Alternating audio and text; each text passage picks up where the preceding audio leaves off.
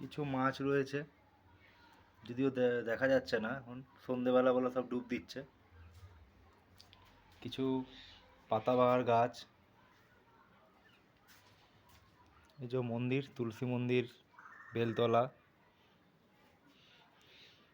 কিছু কিছু গাছ লাগানো হয়েছে। এই যে আঙুর গাছটা নতুন করে আবার করেছি, আঙুরও ধরেছে ছোট ছোট।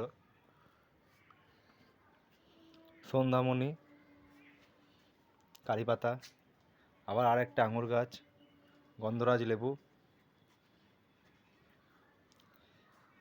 এই যে স্থলপদ্ম, শিউলি, কাঠগোলাপ, আরও বিভিন্ন রকমের গাছ লাগিয়েছি। এটা তো আবার বট আর অশ্বত্থ একসাথে, বট গাছ আর অশ্বত্থ, একটা কাণ্ডে দুটো গাছ। এখানে কিছু গাছ আছে।